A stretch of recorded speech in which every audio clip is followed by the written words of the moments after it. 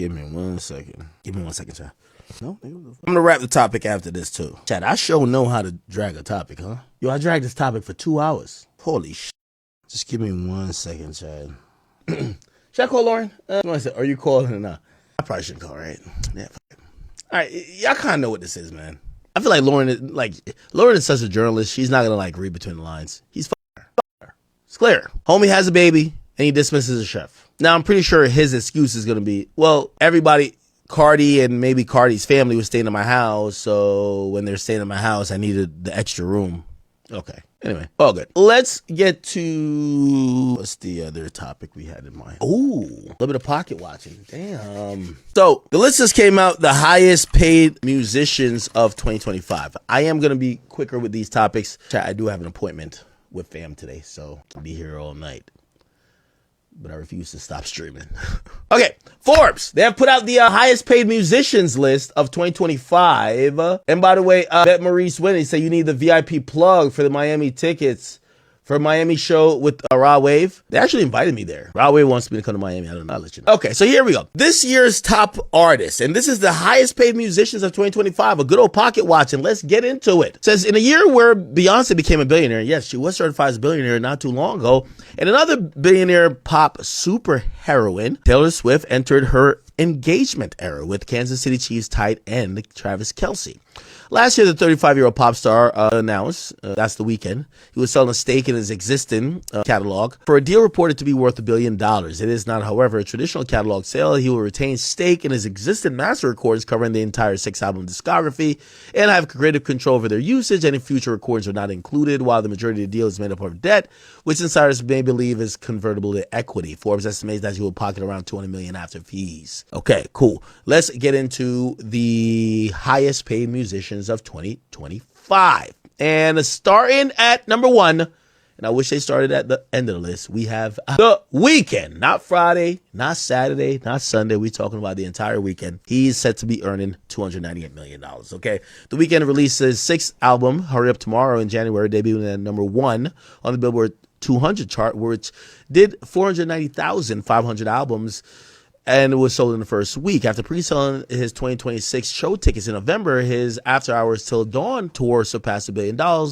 in gross revenue, making it one of the only 3 tours in history to hit 10 figures and become the highest earning tour by a solo male artist.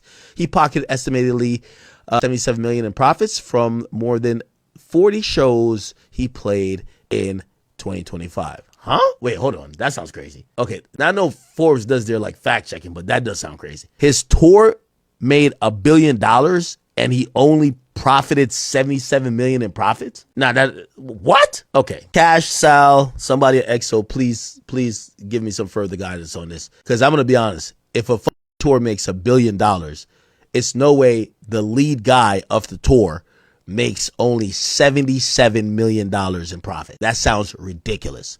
So you're telling me my profit is less than my profit as the guy who's the main face and the name whose tour it is.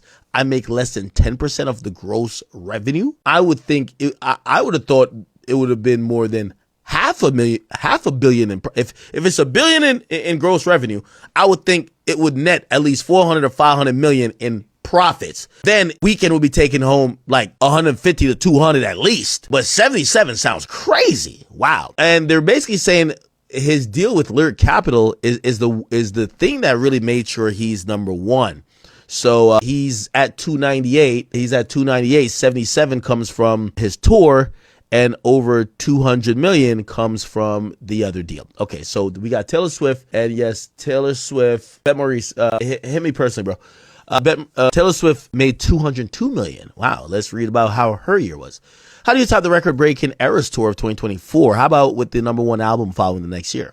Despite being released in October, Swift's 12th studio album, Life of a Showgirl, broke all sorts of records for 2025, including the biggest first-week sales in music history, surpassing 5.5 billion global album equivalent units and dethroning Adele's 25s. Damn. Wait, she sold over 5.5 billion global album equivalent units? The first week? Wow. Not billion, million, I mean. Dethroning Adele's 25. What was Adele's 25's number? Oh, she did 3.5 globally, right? No, Billboard said that. What was it globally? Let's see, globally.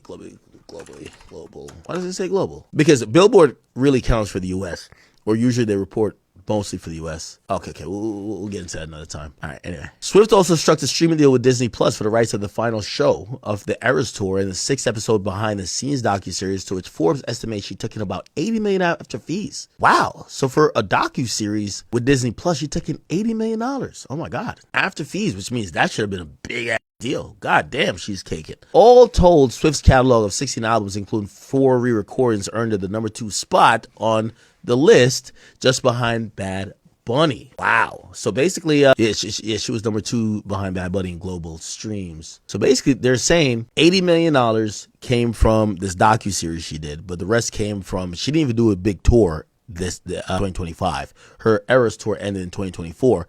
They're basically saying from catalog. Now, here's the difference between Taylor Swift and a lot of other people, and you're going to see with Bad Bunny, because he's probably going to be up somewhere on this, is that Taylor Swift owns her masters, and Taylor Swift owns the majority of like her catalog because she got her masters back. So that's why just her doing good, she don't need to necessarily tour as much in a year. This is her off year for touring. Let's look at the Eras Tour. Eras Tour dates. The Eras Tour, it started in March 17th, 2023, ended in December 8th. So she didn't do a tour in 2025, but despite that, she still made over $200 million.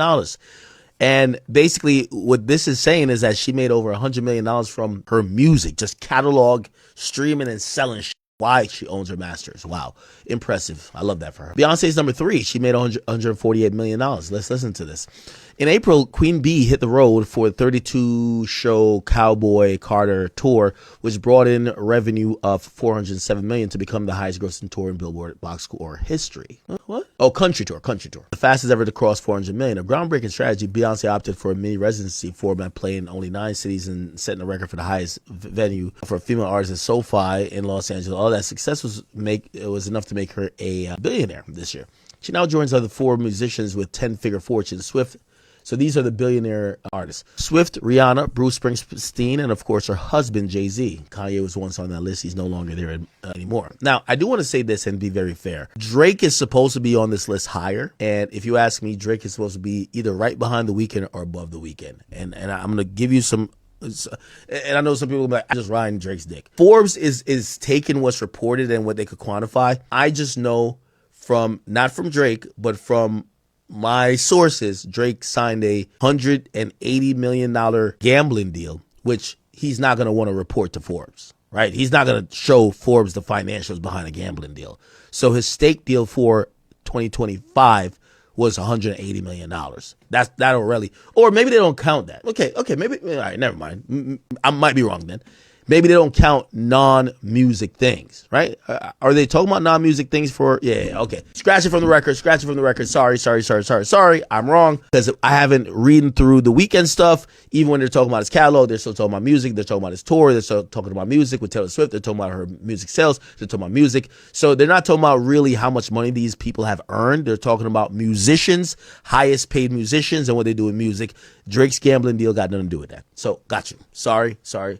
My apologies. So it all makes sense. So yes, this list looks pretty accurate if we're only going off music. Kendrick Lamar makes $109 million. The top earning rapper of 2025. Lamar started this year by headlining the Super Bowl in New Orleans, attracting 133.5 million viewers. He used this occasion to perform his hit diss song, Not Like Us. It's actually unfortunate. They always got to bring up the song, right?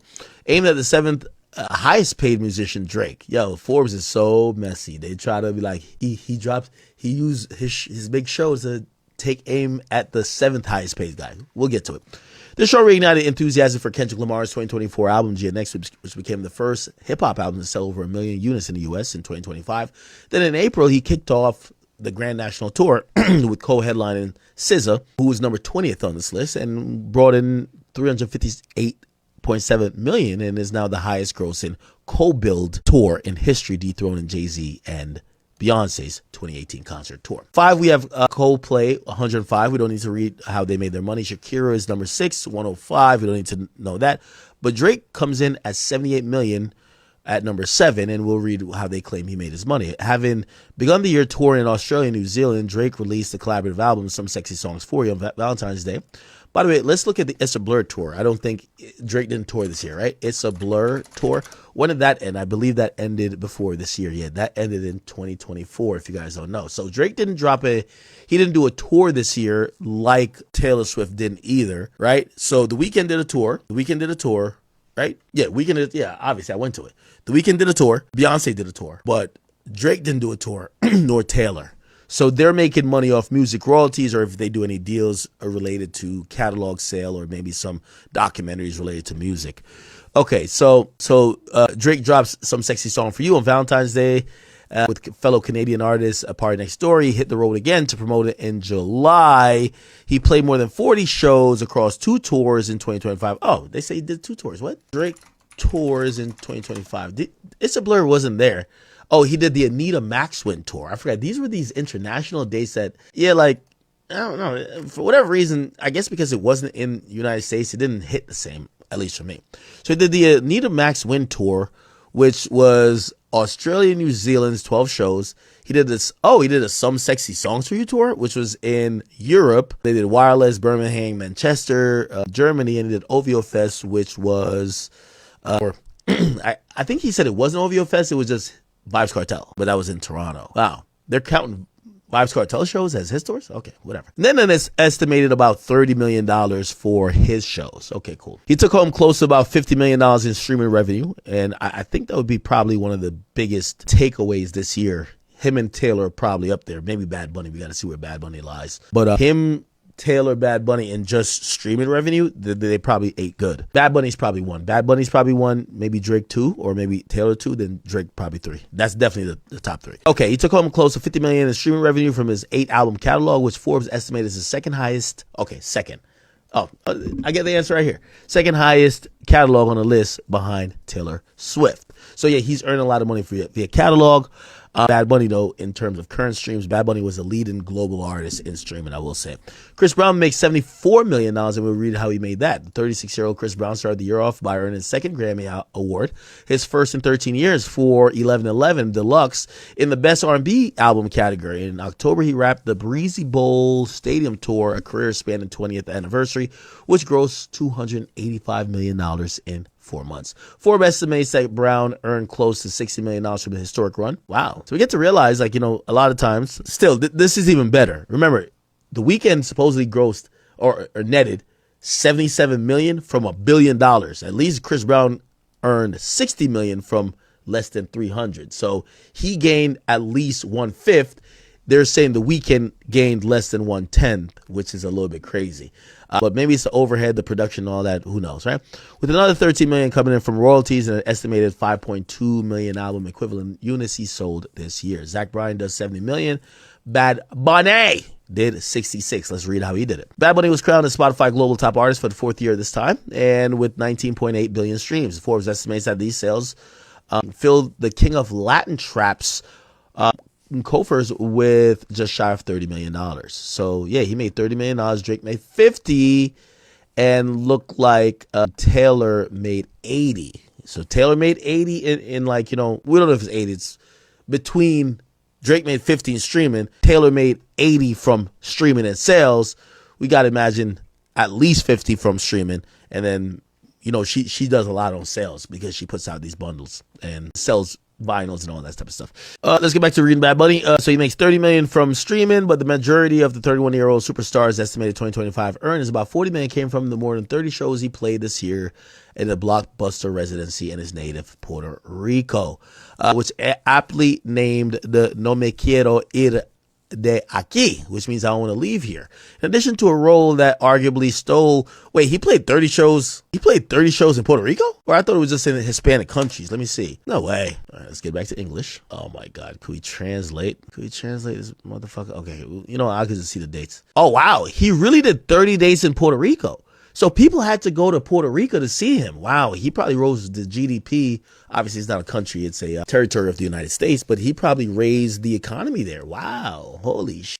Salute to Bad Bunny. Wow. 30 shows in Puerto Rico and sold all of them out. And I think all of them were at the stadium, right? This is a stadium, I believe. Jesus Christ. Can we get back to English? Holy. Come on. Can we get back to this English? Jesus. Oh, I know a little bit of estadio Estadio is, I believe, stadium. So this is a stadium they did it in. Wow, 30 stadiums tour in one island. Wow, that's crazy. Post Malone comes in at 62, and he did a tour called the Big Ass Stadium Tour, which he made almost $200 million. They're saying he took about $50 million as profits from his tour. Ed Sheeran, $60 million. Tyler, Creator, 53. Let's see how he made it. He had the second highest gross in rap tour of the year behind Kendrick, bringing in $174 million across nearly 100 shows. He surprised fans with the release of his 9th album, Don't Tap the Glass, 9 months after he dropped Chromacopia. He announced a new album 3 days before its release, selling $5 a ticket to the listening party and 197,000 equivalent units, landing at number 1 spot. Forbes estimates that the 34-year-old performer will have sold 9.75 million album units globally across his discography, generating about $25 million in net royalties. We got Metallica at 14 with $53 million. By the way, I remember looking at this list decades ago. 20 million was a lot. These days, these guys are like 200 million, right? Like, look, 2010 highest paid musicians, Forbes. And remember, this is why I was saying that I think Lil Baby has more money than Outkast, because let's not even go. Let's go with 2005. Let's go 2005. 2005 highest paid musicians, Forbes, right? When we go there, you're going to see the precipitous drop-off. Like, obviously, Rolling Stones, they were doing a crazy tour. Then U2, there was a bunch of these type of tours that were doing that. But then you're going to see most artists in the 50 million and below range. Like, we're on this list at 15. So, like, in the top 5, 50 million will get you in the top 5 in 2005, right? In 2025, 50 million gets you at 15, not the top 5, just to show you how much money these are. By the way, who just said thank you? Hey, NHK says, thank you for these streams, Zach. I've been listening to you. I appreciate you so much. I'm glad these streams get through your day. All right.